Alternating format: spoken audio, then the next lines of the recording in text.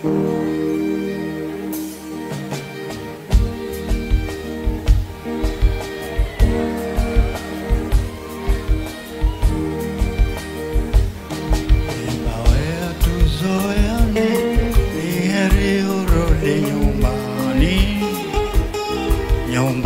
kwenu ni mwituni, simba fikiria kwa makini. Nimelokuleta mjini, wataka kunila na mimi, simba we una shukurani. What's up, good people? Welcome back to Beyond Sights Podcast. I'm your host Phillip and this is the second episode. This time we are headed to Kilifi County, County 003. But before we begin exploring, here are some facts about this podcast. Beyond Sights Podcast is a space where I share with you guides to the places that I visit. I usually venture off the beaten path to locations that are less traveled, the new frontiers. For areas that are already popular, I seek fresh perspectives, mostly by looking at the history and culture of the people. In the first episode, it was all about Taita Taveta County, and you can find that episode on Anchor, YouTube, and Spotify. In this episode, we check out the top tourist attractions in Kilifi. So let's do this, shall we? Ndipo kuja mwituni, nilikukuta tabani, kina swara kina kongoni, wakuchezea na uwaoni.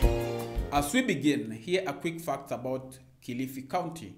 Alongside Mombasa, Kwale, Tana River, Taita Taveta and Lamu, Kilifi is one of the 6 counties in an area that was previously Coast Province. Malindi town is the largest urban center, while Kilifi town is the headquarters. The Mijikenda and the Swahili peoples are the main communities that live here. There is a beautiful collision of cultures. This, together with the laid-back vibe, adds to the appeal that Kilifi has in attracting tourists from all over the world. These tourist spots are concentrated around Watamu Beach, Malindi and Kilifi. And just so you know, this destination is not only about the crystal clear waters and the white sandy beaches where you can relax as you soak up the sun. There are also fascinating historical sites which you can check out. More details later, but for now, we'll begin with Kilifi town. Wanza kula majani, nikakuonea imani, sasa yametoka kichwani. I was in Kilifi town for 2 full days and I was able to take part in a number of activities. First, Mnarani Ruins and Snake Park. Here, you'll learn about the history of the Mnarani Ruins, which basically is the ruins of an old Arabic settlement that popped up in the 14th century. It included 2 mosques. The larger one has tombs next to it. One of those tombs belongs to the Imam and has a pillar. That is where Mnarani gets its name. In Kiswahili, a pillar is called Mnara. Surrounding these ruins is a nature trail and you can walk through the trees. Just be careful because you could encounter snakes. Some of the trees that are in this place are the baobab trees. In Kiswahili, mbuyu, that's where we get the mabuyus from. We have the neem tree, which has a lot of medicinal value. They call it Mwarubaini or Mkilifi, and I'm told that Kilifi town gets its name from this tree. There is a large baobab tree which is used as an active shrine. I'm told the locals go there for rituals. In the snake park section, there are a number of snake species on display. You'll see the African rock python, brown mamba, puff adder, cobra, green snake, and 2 others that I can't remember their names. There are also tortoises, kobe. You learn about the slowest mammal in Africa and get to feed them. There are also some guinea pigs. And that's all about Mnarani Ruins and Snake Park. hujasahau ya mwituni we, na ukinila hata mimi utaingia mwitu gani? Simba una nini kichwani? Hujasahau ya mwituni oh, na ukinila hata mimi utaingia mwitu gani?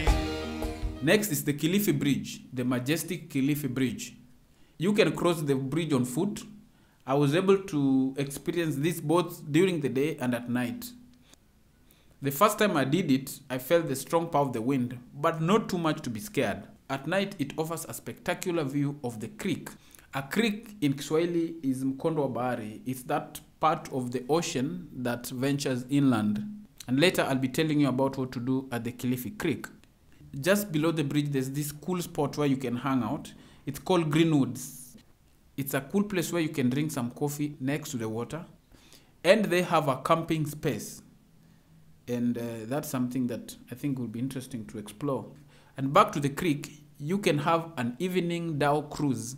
Whether you are solo, a couple, or a group, you can always enjoy that experience.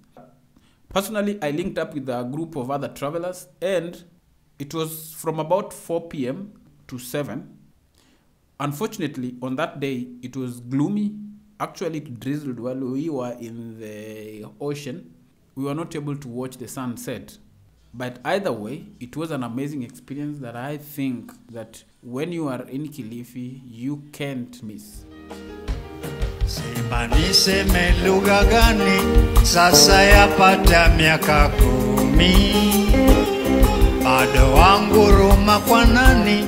Hali mwituni una thamani.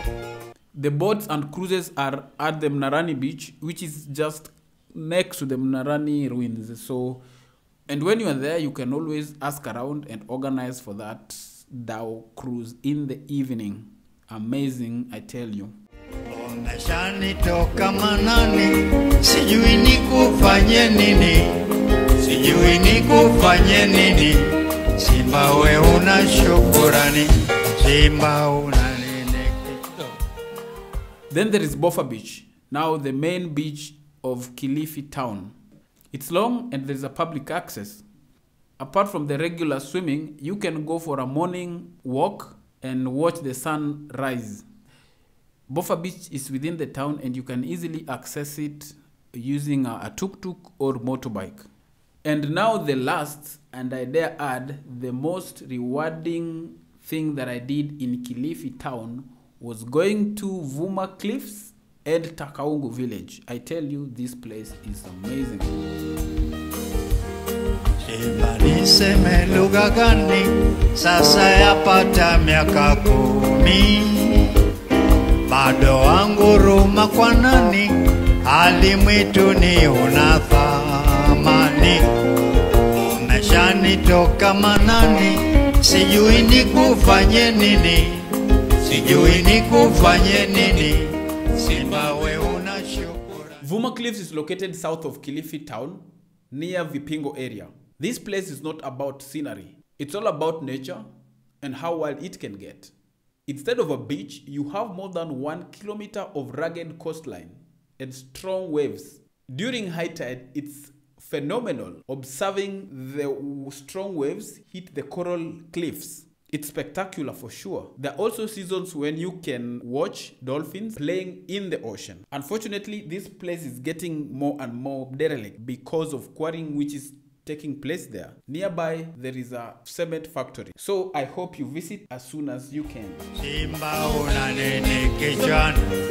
Hujasahau ya mwituni we, na ukinila hata mimi utaingia mwitu gani?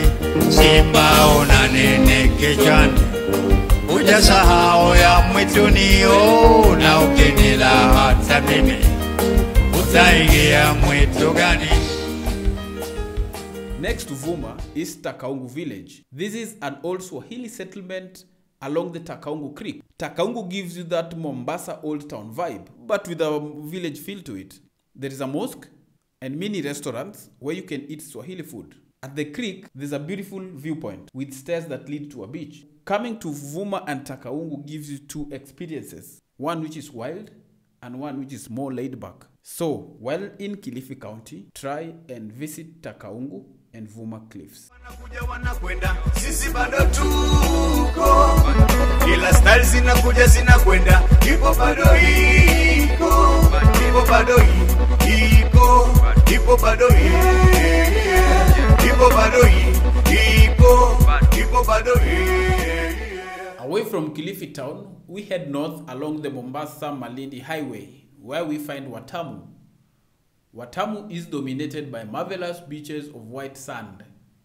The activities you can enjoy while in Watamu include swimming, of course, snorkeling, boat rides, and kite surfing. To access the beach, you can either make use of the public access points such as Turtle Bay or the numerous hotels that dot the Watamu coastline. Besides the water activities, there are other things that you can do in Watamu. 1. You can go to Watamu Marine National Park and watch turtles. 2. You can go to Mida Creek, where there is a suspended boardwalk over the mangrove, and you can watch birds or have a boat ride across the creek or in between the mangroves. The third thing you can do while in Watamu is go to Gede ruins. You'll see the well-preserved ruins of the old Swahili settlement that sprang up around the 12th century. Next to the ruins is a snake park and a butterfly farm. Nabuni kitasmia heula school it be na wapa vitu vitamu kama Watamu na watalii. Msanii asiyenijua cheki nakala za nabii. Mdogo kwa umri ila mkubwa kiakili, wakubwa hawana dili, uzee umeonyima vibali, za mwangu umewadia poteli. The last place that you should consider visiting while in Watamu is the Arabuko Sukoke forest. This is an indigenous forest, and if you're into nature, you'll like it. And that summarizes Watamu. Next, we are headed to Malindi. Unawacheki wanakuja wanakwenda, sisi bado tuko, kila style zinakuja zinakwenda, ipo bado iko, ipo bado iko, ipo bado ipo bado ipo bado. Malindi is a Kenyan town which is fascinating and unique in that there is an interesting interplay of cultures, the most notable being the Italian influence. Depending on your mood and interest, there are only so many things that you can do while in Malindi. If you are into relaxation, you can head to the Silver Sands Beach or book yourself into one of those hotels. If you're seeking history, you can take photos and learn about the Vasco da Gama Pillar, the Portuguese Chapel, and the Mekati Lily Monument. There's also much to be learned at the Malindi Museum and the House of Columns, where you can see on display a coelacanth. A coelacanth is a rare 6-fin fish which was caught many years ago and preserved in that building.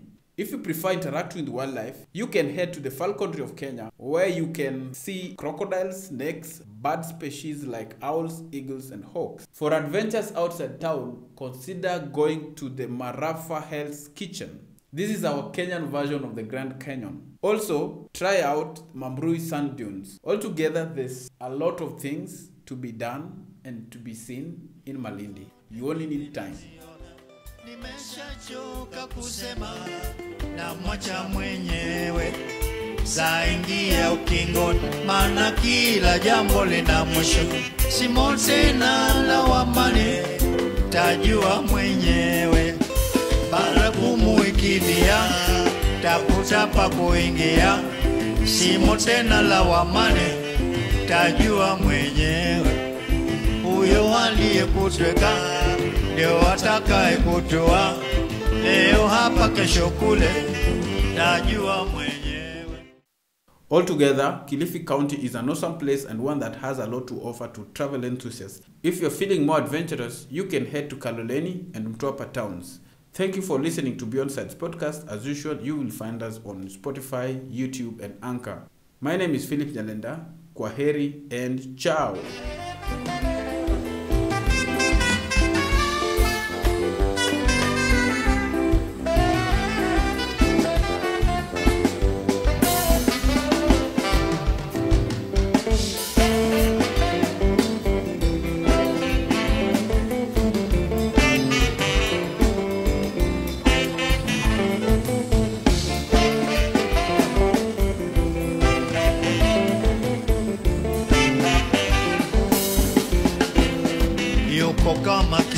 kizuia kimbia sakafuni, hasiki wala haoni ni maradhi gani. Ana wakati na mimi pengine ningempa maoni, kukisha yeye mbioni tajua mwenyewe. Baragumu ikilia tafuta pa kuingia, simo tena lawamani tajua mwenyewe. Huyo aliyekutaka ndio atakaye kutua, leo hapa kesho kule tajua mwenyewe.